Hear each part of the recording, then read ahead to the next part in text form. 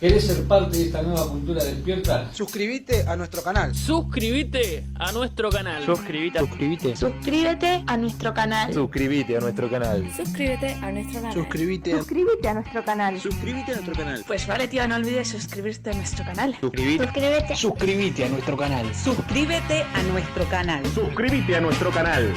Porque sin droga sos vos. Nueva cultura despierta.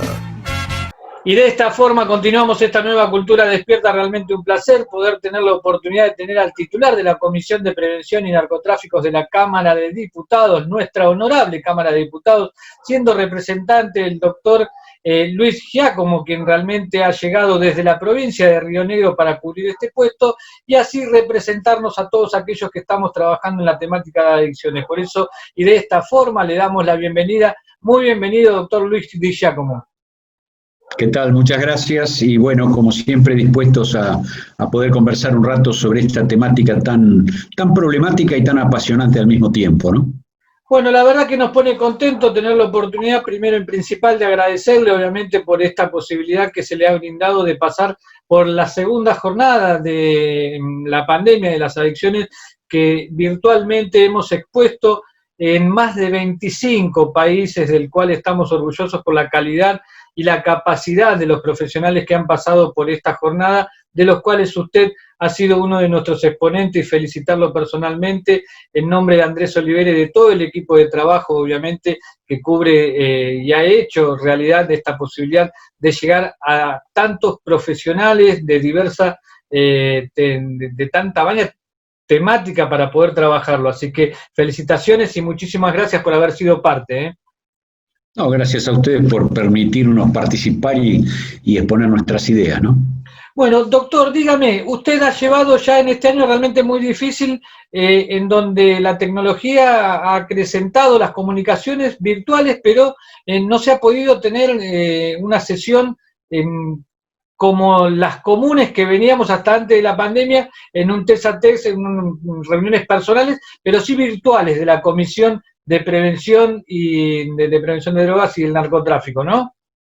Sí, la comisión se han reunido los asesores en primer lugar y en segunda instancia tuvimos una reunión informativa de la cual participaron la titular del CEDRONAR, Gabriela Torres, y también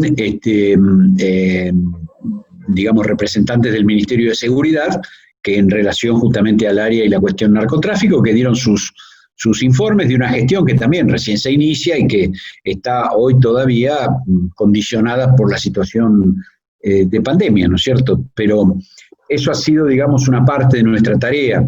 Hemos aprovechado, como vos decías recién, los adelantos tecnológicos para hacer un trabajo a lo largo y a lo ancho de todo el país sin movernos de casa, es decir, fuimos invitados, hemos participado de una gran cantidad de foros con participación importante de personas, por ejemplo, toda la Mesa Nacional de Organizaciones que trabajan en la problemática de adicciones, que nuclea una gran cantidad de instituciones, ¿no es cierto? Es decir, en algunos casos organizados por la Federación de Organizaciones No Gubernamentales que trabajan en esto, en otros casos, y la participación, en otros casos por las Madres del Paco, o las Madres contra el Paco, digamos. También, digamos, hubo una participación importante de gente que trabaja en terreno, tanto sea desde las ópticas de las distintas iglesias evangélicas como desde la óptica de la Iglesia Católica y, por supuesto, desde organizaciones y desde los estados provinciales. De hecho, hemos hecho foros, o hemos participado, digamos, de foros en la ciudad, en la provincia de Corrientes, en la provincia de Misiones, en San Luis, en Córdoba, en provincia de Buenos Aires, en Salta, en Jujuy, en Río Negro, y todos estos foros fueron una oportunidad para conocer el trabajo que hace cada uno en su lugar, ¿no es cierto? Lo que vemos es que hay mucho trabajo de base, muchos grupos comunitarios que detrás de, digamos, o motorizados por distintas instituciones, trabajan con las personas que están afectadas por las problemáticas de las drogas, ¿no es cierto?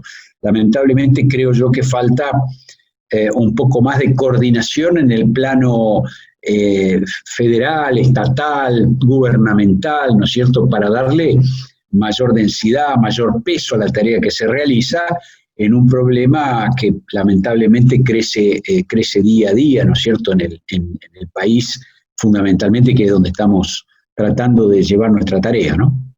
Doctor, y usted circunstancialmente ha pasado por tener la posibilidad de llegar a la titularidad de esta comisión, pero no en vano. Usted tiene un trabajo territorial realmente muy importante, hace muchos años que viene trabajando en adicciones. Cuénteme cuál es su mirada por sobre todo esto de cómo se ha encarado adicciones durante los últimos años en salud mental, obviamente desde las arcas del Estado. ¿Cómo lo ha visto usted y con lo que se ha encontrado? Bueno, a ver, yo creo que se ha intentado realizar un trabajo federal a través justamente en su momento del Consejo Federal de Drogas, ¿no es cierto?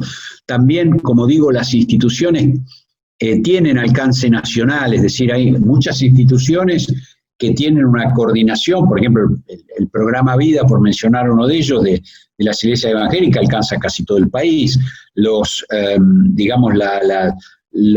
trabajos que realiza la Iglesia Católica también alcanzan gran cantidad de provincias.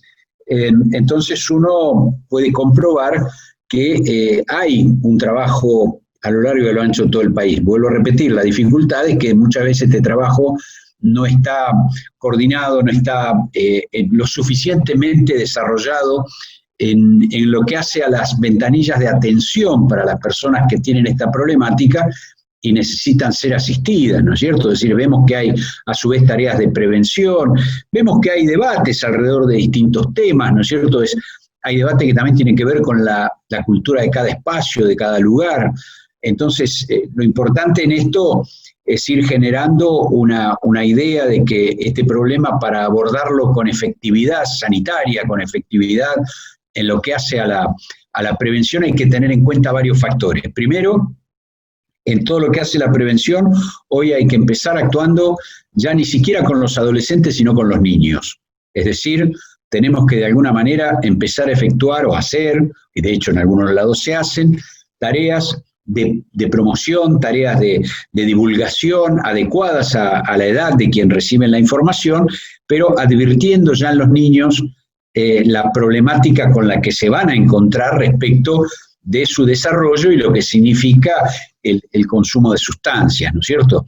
Por otra parte, creo yo que hay que también enfocar un trabajo alrededor de determinados consumos específicos. Por ejemplo, el alcohol es un consumo masivo, es un consumo que desborda y que está presente en todos los lugares y que genera una gran cantidad de problemas, ¿no es cierto? También en este caso, los niños y adolescentes que comienzan consumiendo alcohol muy temprano, son los primeros que después van a especificar una serie de problemas, inclusive en las nuevas modalidades de consumo, ¿no? Es decir, ya hoy, nosotros cuando empezamos hace 40 años, veíamos a la persona con problemas de alcoholismo y veíamos por ahí un individuo, generalmente varón, de por ahí ya 30 años, 30 y pico de años, con un problema de alcoholismo crónico de muchos años. Y hoy vemos problemáticas en las guardias que empiezan con los adolescentes y sus estilos de consumo excesivos periódicos. Es decir, uno dice, bueno, en ese caso, ¿son alcohólicos? No, no son alcohólicos, pero sí están con problemáticas derivadas de un consumo abusivo, de un consumo que es muy problemático y que es excesivo y periódico, por ejemplo, del caso del alcohol. Enfocando el alcohol por un lado, si vamos a lo que significa también otro consumo muy masivo y de comienzo muy temprano, como es la marihuana, también ahí tenemos que trabajar advirtiendo que no es una plantita inocente, advirtiendo que tiene sus problemáticas, que en especial en los jóvenes le desarrolla y le permite desarrollar una serie de problemas que a la larga pueden ser muy serios, que tienen responsabilidad sobre el abandono escolar, que tienen responsabilidad sobre la pérdida de interés y de motivaciones, por lo tanto también hay que trabajar ahí fuertemente. Después te diría que otra población objeto del trabajo tiene que ser la mujer embarazada, fundamentalmente, o la mujer en general, para poder advertir que justamente, así como uno hoy pregunta a cualquier mujer y en general sabe que, por ejemplo, con una posibilidad de embarazo no tiene que tomar prácticamente ningún remedio, casi ningún remedio, pero todavía no hay una clara información acerca de los terribles daños que provoca el alcohol en las etapas más tempranas de un embarazo, que puede tener que ver con chicos que después ya nacen con problemas de aprendizaje, puede tener que ver con malformaciones del tipo de labio leporino y otra serie de malformaciones del síndrome de alcohol fetal. Es decir, es mucha la información que hay que dar, hay que estar presente, hay que saber cómo darla para poder ser escuchados. Entonces, ahí hay todo un área, ¿no?, que tiene más que nada que ver con la promoción y la prevención. Después hay otra área donde hay que trabajar profundamente, que son las áreas del trabajo. Es decir, hoy son muchos los jóvenes afectados por el consumo de sustancias que o no logran ingresar, porque hoy en los exámenes muchas empresas ya le hacen exámenes que incluyen la posibilidad de estar consumiendo algún tipo de sustancia, y por lo tanto directamente no ingresan, o si ingresan después tienen una serie de problemas que también los hace fácilmente despedibles o con problemas importantes de ausentismo, ¿no es cierto?, y complicaciones de sus propias problemáticas.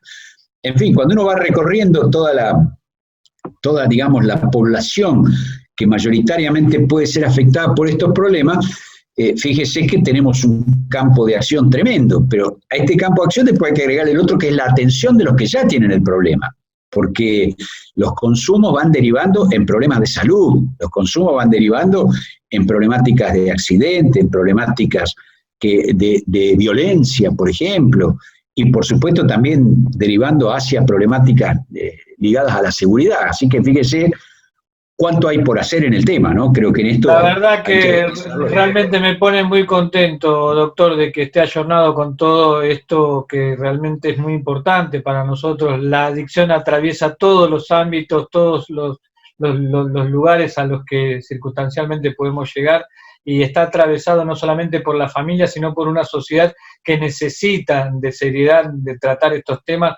y me pone muy contento de que lo tenga en agenda esto, saber que está atravesado por todos los ámbitos y que hoy llevar adelante para nosotros usted la Comisión de Prevención de Drogas es algo realmente muy importante. Dígame, ¿cree usted que es necesaria una ley específica en adicciones o sería realmente mucho más viable modificar la actual ley de salud mental para poder tener una injerencia mucho más pronta y más profunda en la temática de adicciones?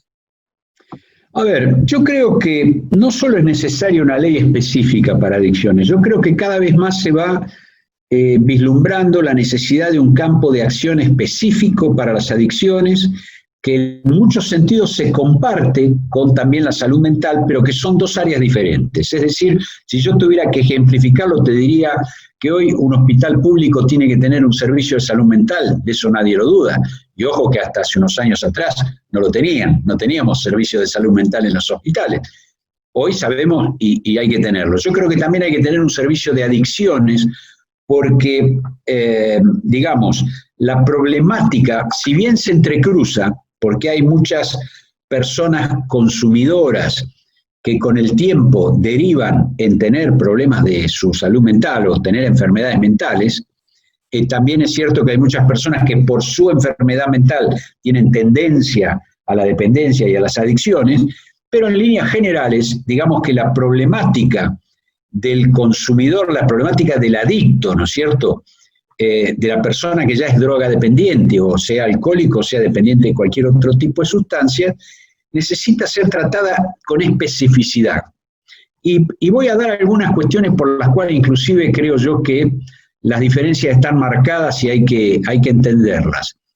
En general, un enfermo mental crónico, con enfermedades serias mentales, suele ser una persona muy solitaria, suele ser una persona en la cual es cierto que históricamente, incluso hasta su familia, ha intentado depositarla en alguna institución, por así decirlo. Y claro, hablamos de épocas, no nos olvidemos que la psicofarmacología nació en los años 50, ¿no es cierto?, del siglo pasado. Antes no teníamos nada para dar. Recién empezó a entenderse los mecanismos de las enfermedades mentales, diría yo, en los años 90, en la que fue llamada la década del cerebro, porque se empezó a entender y a comprender los mecanismos químicos, farmacológicos, endocrinos, que hacían que existieran y que se den las enfermedades mentales y que se den también las adicciones. Y en ese plano, hoy en día es cierto que un enfermo mental no tiene por qué estar internado mucho tiempo. Al contrario, por ahí ni siquiera tiene que estar internado, tendrá que estar internado en un momento particular de su problemática, en una crisis. Ahora, hoy los fármacos y las terapias modernas permiten salir de una crisis en 30, 60 días, 90 días como mucho, inclusive con una rápida reinserción laboral o en los estudios. Este es un caso, y es el caso de las problemáticas de los enfermos mentales crónicos. Ahora, ¿qué pasa con el individuo que consumió, se transformó en un dependiente, en un adicto de las drogas? Al contrario, en general, del enfermo mental, es un individuo muy sociable, tiene su grupo de pertenencia, tiene, digamos, cantidad de gente a la cual conoce. Pero ¿qué sucede? Su grupo de pertenencia es el que consume junto con él. Muchas veces es el que le vende, muchas veces el que le provee la droga. Entonces, en general, está visto y está probado que un tratamiento ya en una persona con una adicción necesita, en algunos casos, hasta de un mínimo de 6 meses de estar, como se dice comúnmente, limpios, sin consumo de la sustancia de la cual es adicto, sea esto un fármaco, sea un remedio, sea el alcohol, sea la cocaína, lo que fuere, necesita estar limpio, y para estar limpio tiene que estar alejado de su núcleo de pertenencia, que va y le lleva y lo incita para seguir consumiendo. Entonces, en este caso, son necesarias las instituciones de internación. Y las internaciones, científicamente está demostrado que, de acuerdo al tipo de casos, pueden llevar 6 meses, 1 año, hasta 2 años a veces, en que una persona va reestructurando su mente, va haciendo todo un trabajo interior, psíquico, espiritual, físico, químico, laboral, de terapia ocupacional, para poder después sí salir con cierta fortaleza. Porque si a ese adicto, si a ese enfermo, lo desintoxicamos, le damos un plazo capaz que de 20 días, de 1 mes, y le decimos, bueno, ahora salí a la calle, no sale con los elementos que necesita para poder estar fuerte y no volver a recaer. Entonces, fíjese que son 2 cuestiones distintas. Entonces hay que dar una norma, un procedimiento, una legislación que contemple las cuestiones relativas al consumo de sustancias, a los consumos, llamémosle, problemáticos si queremos, a las adicciones ya con un grado mayor de problema, que comprenda todas estas situaciones, pero que además también atienda la relación de las drogas todas, desde el tabaco, el alcohol hasta las drogas ilegales, con lo que en la sociedad es un comercio, es una mercancía, es una forma, digamos, de negociar y de comerciar y de ganar dinero. Entonces también hay que, por eso, la cuestión de la prevención y la promoción adquiere una importancia fundamental y hay que darle los instrumentos para que el Estado a esto lo financie, para que las obras sociales esto lo paguen, para que de alguna manera quienes financian el sistema de salud entiendan que esto no es un gasto, sino que es una inversión que nos protege de las situaciones posteriores que son mucho peores cuando no, lamentablemente, directamente el adicto se muere antes que lo podamos atender porque tiene un accidente, porque lo matan robando o porque se intoxica y tiene una sobredosis, ¿no es cierto? Entonces, son todas cuestiones a contemplar que son distintas a las de la enfermedad mental. Me pone muy contento, doctor. Sinceramente, escuchar a una persona con su capacidad hablando de adicciones desde la honorable Cámara de Diputados me hace sentir representado. Y no lo digo para quedar bien, simplemente lo hago porque se siente y se presiente en el vocablo que lleva usted adelante en esta entrevista, en donde nos hace dar cuenta de que realmente es una persona capacitada. Y eso, lamentablemente, no es poco para nosotros, porque muchas veces han ocupado estos puestos funcionales personas que no han tenido la capacidad de involucrarse en el territorio y saber qué es lo que es realmente adicciones. Ahora, para ver esta comisión de prevención de adicciones junto al narcotráfico, como fue en años atrás, la CEDRONAR, la Secretaría de la Lucha de Política de Drogas y el Narcotráfico se desvinculó también. ¿Hay posibilidades de que esto también suceda en la comisión como para orientarnos más específicamente a esta comisión de adicciones que tendría que ser el día de mañana? A ver, yo creo que en lo que hace a la accionar tiene cierta justificación que por un lado atendamos la prevención y la promoción y las personas con problemas de consumo y los enfermos adictos, y por el otro lado abordemos, por otro lado distinto, las cuestiones ligadas al narcotráfico que tienen que ver con la criminalidad, la seguridad, etcétera, etcétera. Yo creo que ahí, en el área de la actividad, de la acción, se justifica que sean dos organismos separados porque la naturaleza del problema es distinta y porque además no estamos de acuerdo con que alguien simplemente porque consuma cualquier tipo de droga ilegal termine preso, termine bajo una ley penal. No tiene sentido, no es bueno, no sirve, no es útil. Entonces, en el plano ese de la acción, creo que la división de los campos me parece positiva. En el campo legislativo, creo que no, porque en el campo legislativo hay discursos sociales, digamos, que tienden a fomentar el consumo, discursos sociales que además están instrumentados desde los que ganan dinero e instrumentan el narcotráfico, que nos invitan a hacer la vida feliz consumiendo de todo. Entonces ahí hay que trabajar en forma conjunta en lo que hace a la legislación, porque, a ver, si nosotros lo pensásemos como una temática absolutamente separada, sería absolutamente ilógico que por un lado estemos promocionando y previniendo la problemática y por el otro lado legalicemos todas las drogas y dejemos que la gente tenga acceso libre al consumo de cualquier sustancia, ¿no es cierto? Creo yo que en esto el Estado tiene un deber de control, tiene un deber de protección al menor, de protección a los sectores más vulnerables y de control de la producción, de la distribución y del consumo. Y esto hay que trabajarlo ordenadamente y coordinadamente, me parece a mí. Doctor, ¿usted cree que vamos a estar en esta gestión a la altura de poder debatir temas imprescindibles como la despenalización o hasta la legalización de la marihuana, ya que lo mencionamos en algunos contextos? ¿Y qué postura podríamos llegar a tener? Porque nosotros relativamente, trabajando años en la temática de adicciones, sabemos cuáles son las consecuencias, pero hay una sociedad que lamentablemente no está preparada para tratar estos temas, o su visión cree que si ni bien podemos tener ejemplos muy cercanos como la República Oriental del Uruguay, donde hay diversos ejemplos de lo que no hay que hacer para empobrecer al país, para llegar a más hechos de criminalidad, etcétera, y todo esto que ha traído la legalización se podrían plasmar en ejemplos diferentes en nuestro país. Mire, yo en esto creo que lo importante es hablar de números, y los números indican que en los lugares donde ha habido procesos de legalización se ha disparado terriblemente, quintuplicado y sextuplicado el consumo. Esta es una de las cosas que está pasando en Uruguay. O sea, acá no hay ningún éxito de una política de legalización.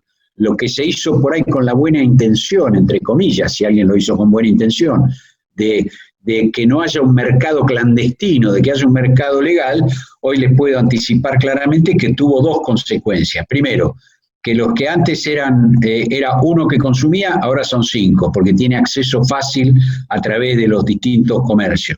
Y segundo, lo que se instrumentó como un mercado legal para combatir lo ilegal no tuvo éxito, porque el mercado legal está condicionado a determinadas dosis y a determinada calidad de un producto. Y el mercado ilegal le va a dar siempre dosis más altas para producir mayor efecto, le va a dar mezclas, le va a dar ciertas cuestiones, porque también es cierto que el narcotráfico vive de todos los consumos entremezclados, y siempre idea y busca la forma de producir un mayor gasto en la persona que hace el consumo. Entonces no tuvo éxito en ninguno de los dos sentidos. Inclusive países con alto nivel de control social, como pueden ser algunos países europeos, han vuelto de toda esa política de liberalización, porque ha sido un desastre, no le ha dado resultado, y hoy lo que hacen sí es atender a un sector minúsculo de esa población, que ya son adictos muy crónicos, muy quemados, vamos a decir así, por las sustancias que consumen, pero la inmensa masa de la población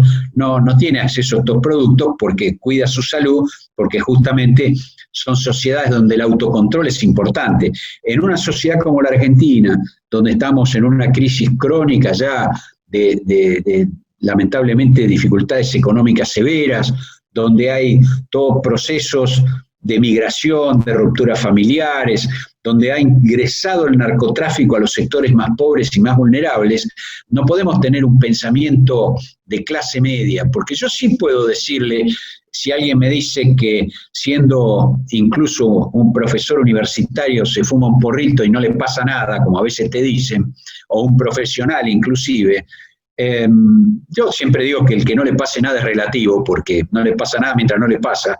Cuando pasa el tiempo, las consecuencias siempre se pagan. Esto lo sabemos con todas las drogas. Tampoco el tema del cigarrillo, que es cierto que no te va a matar en mediodía, pero el tema del cigarrillo está claramente establecido, cómo va provocando a lo largo de los años una serie de problemáticas enormes. El tema del alcohol es lo mismo. O sea, estamos hablando, en esto no hacemos diferencia de que si es legal o si es ilegal. Estamos hablando, son sustancias psicotóxicas. Entonces, estas sustancias con el tiempo siempre hacen mal. Pero puedo entender que de repente un individuo adulto, de una posición acomodada, puede elegir y se da un momento en el cual el fin de semana, en algún momento, se toma su whisky o se fuma el porro, ¿no es cierto? Ahora, esto en nuestra clase obrera, en la gente humilde, en los jóvenes, en los que no tienen posibilidad de elegir, es una entrada que no tiene salida. Es una entrada a un mundo que después los va llevando, ¿no es cierto?, a una cuestión de consumo, a una cuestión de violencia, a una cuestión de pérdida de la identidad y de los valores propios, para transformarlos en esclavos del problema que tienen. Esclavos que, por supuesto, son aprovechados por individuos que ganan mucho con este tema, ¿no? Doctor, y entonces, ¿cómo quedaría este mensaje que muchas veces da el presidente de la Nación, en donde él buscaría y avalaría el consumo de marihuanas en cuando proyecta esto de la legalización, en circunstancias donde ha avalado a sí mismo, que también, obviamente, sin meternos en otro territorio, en otro tema, la ley del aborto? A ver, son dos cosas distintas. Una cuestión, como puede ser el tema del aborto, es una cuestión que puede tener una discusión alrededor de la creencia de las personas, primero el sistema de creencias propio, y después por cuestiones de tipo sanitarias, de una realidad que puede compartirse o no compartirse. La posibilidad de que exista como instrumento legal, estoy diciendo, ¿no es cierto? Distinto es, acá estamos hablando de una sustancia tóxica y de una conducta que lleva a la destrucción del individuo. Entonces, nosotros vamos a dar siempre la pelea. Por supuesto que hay quienes han perdido conciencia del peligro, han perdido conciencia, digamos, del daño que se puede provocar. Hay quienes se han resignado y son los que trabajan en la reducción de daños. Entonces te dicen, no podemos evitar que la gente se drogue, porque hace miles de años que se droga. Bueno, miren, hace miles de años, en situaciones rituales, en situaciones... También hay muchas cosas que existen hace miles de años, lo que no quiere decir que a partir de ahí las aprobemos y las difundamos. ¿Por qué? Porque el mundo actual, a diferencia del mundo de hace miles de años, donde vivían en pequeñas poblaciones y en pequeños grupos humanos, el mundo actual está globalizado.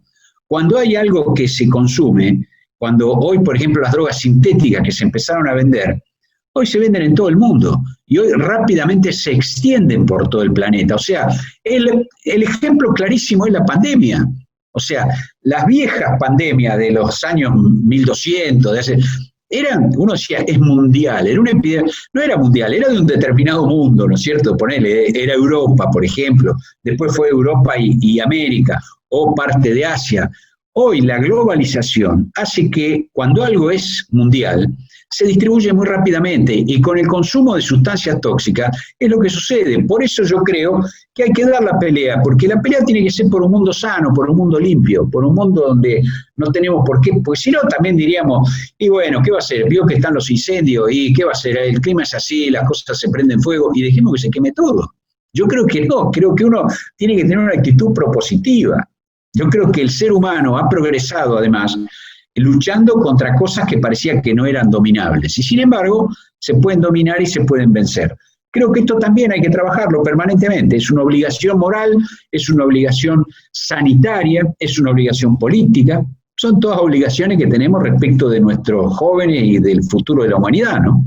Doctor, yo quiero agradecerle porque la gente no sabe, nosotros en este momento estamos grabando en horario muy tarde y seguramente usted está cansado y lo puedo entender por la terrible agenda que tiene, pero no puedo despedirme sin antes preguntarle por cuáles serían los puntos específicos a resaltar, y esto agradeciendo obviamente su predisposición de tiempo, para esta ley específica en adicciones que pretendemos que así sea el día de mañana para tener muchísimo más control y más rigor en lo que se trataría de adicciones a nivel nacional. Nosotros creemos que hay que estructurar una ley que por supuesto no va a nacer de la idea de un diputado o de una persona, tiene que nacer de las necesidades y la experiencia que se plantea a lo largo y a lo ancho de todo el país. Entonces hay que ir construyendo una estructura legal que garantice la posibilidad de la atención de todas las personas que puedan tener problemas con el consumo de cualquier tipo de sustancia. Una estructura legal que haga que el Estado, que las organizaciones, que además quienes financian los sistemas de salud, de alguna manera financien este tipo de prevención, de promoción y de atención. Un sistema legal que además, cuando tenemos que aceptar, porque dentro de las reglas de la democracia hay que aceptar que quienes venden sustancias legales, ¿no es cierto?, hagan determinado tipo de publicidad, tengan en cuenta un acto de responsabilidad social y tengan un costo alto respecto de lo que significa esa publicidad y que, por supuesto, como siempre decimos, hay que proteger de la misma a los niños, hay que proteger de la misma a los sectores vulnerables en ese sentido. Entonces, creo yo que para todo esto se necesita un cuerpo legal que se ocupe de la prevención, de la promoción, de la asistencia y de contemplar la relación de los individuos con su comunidad y con el trabajo, para a partir de ahí esta ley poder de alguna manera abarcar todos los sistemas de atención, no solo desde el área de salud, sino también desde el área de educación, desde el área de trabajo y también legal, porque vuelvo a repetir, creo que no es justo que para un drogadependiente actúe siempre y nada más que un tribunal penal, sino que ya hay experiencias, inclusive de lo que se llaman tribunales de droga, que llevan a la persona no a meterla en una cárcel donde termina peor que como entró, sino a de alguna manera hacer un tipo de tarea de recuperación en las instituciones que corresponde para poder sacarlo de ese ámbito. Entonces creo que debe ser una ley integral que haga un abordaje desde todos los puntos de vista de la situación del consumo de sustancias y las adicciones. Este punto fundamental de la justicia terapéutica, la verdad que me pone muy contento de que esté al tanto. Hay muchos grandes magistrados que están trabajando en esto y me parece fundamental en una ley específica de adicciones que sea a la necesidad de todos aquellos que estamos atravesados por esta situación. Doctor, sinceramente, desde esta nueva cultura despierta queremos darle todo nuestro apoyo, nuestro reconocimiento, que cuente con la oportunidad siempre que necesite dejar su testimonio, porque creemos que es importantísimo seguir conociéndolo. A mí me ha dejado una muy buena impresión y me he sentido representado en cada una de sus palabras, por eso estos 4 años que, si Dios así lo predispone, trabajaremos en conjunto, queremos hacerlo desde esta nueva cultura despierta, acompañando en lo que se pueda, porque al final hemos reconocido que se puede, de una vez por todas, encontrar gente predispuesta a un cambio fundamental que no las multinacionales ni los grandes imperios impongan de qué forma tenemos que vivir nosotros cuando hay gente capacitada para poder impedir esto y hacer que una sociedad pueda recuperar sus valores, sus principios, integralmente sus ideales. Muchísimas gracias, doctor Luis Di Giacomo, desde la Honorable Cámara de Diputados. Un placer ha sido compartir esta entrevista con usted. Gracias a usted, hasta siempre. Así han sido las palabras de nuestro presidente de la Comisión de la Honorable Cámara de Diputados, de la Comisión de Prevención y Drogas y Narcotráfico, también quien nos representa a todos desde esta nueva cultura despierta. Con todos ustedes seguimos en instante. Muchísimas gracias.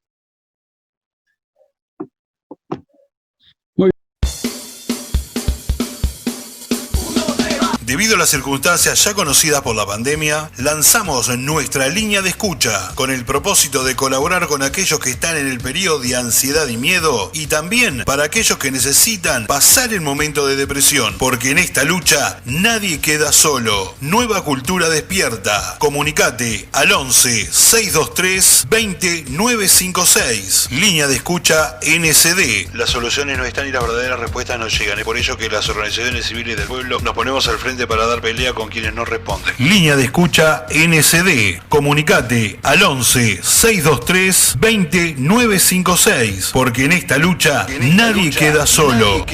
Sin drogas sos vos.